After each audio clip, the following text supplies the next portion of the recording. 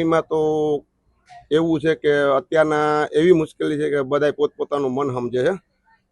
અત્યારે હું ફાસ્ટફૂડનો વ્યવસાય ધરાવું છું, તો મારે ત્યાં ગેસની અછત થઈ એટલે મારે એવું વિચાર આવ્યો કે પહેલાં આપણે સગડીમાં કરતા, એટલે મેં તાત્કાલિક સગડીની વ્યવસ્થા કરી, કોલસા છાણા અને એ બધી વ્યવસ્થા કરી. અને અત્યારે હાલની તકમાં જો મેં વ્યવસ્થા કરી તો મને હાઈ ક્લાસ ફાયદો મળ્યો અને સગડીથી મારું અત્યારે ફાસ્ટફૂડનો ધંધો ચાલુ એમાં છે અને ઘરનું એ સગડીમાં રાંધાય છે. અત્યારે કેટલા તમે જે સગડીમાં તમે કહો છો કેટલી સગડી લીધી છે, લાકડા જે વસ્તુ છે, છાણા છે, કુલસા, કેટલો એનો ભાવ છે અને કેટલી કઈ રીતના મહેનત લીધું છે બધું ક્યાંથી ને? લાકડાનું નહીં પણ બાવરિયા કોલસા કહેવાય, એક પથ્થરિયા કોલસા કહેવાય ને છાણા કહેવાય. ઓલરેડી પથ્થરિયા કોલસા છે એ 500 રૂપિયા મણ છે અને બાવરિયા કોલસા છે એ 400 રૂપિયા કિલો, 40 રૂપિયા કિલો છે.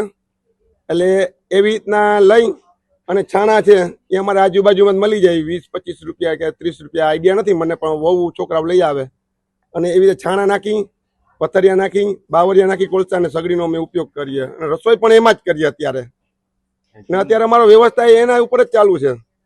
ગેસની કમ્પેરિઝનમાં કેટલું મોંઘું પડે છે? મારા આઈડિયાથી ગેસની મોંઘું નથી પડતું, પણ મને તો એવું લાગે કે સસ્તું પડે અને જલ્દી મારું કામ થાય.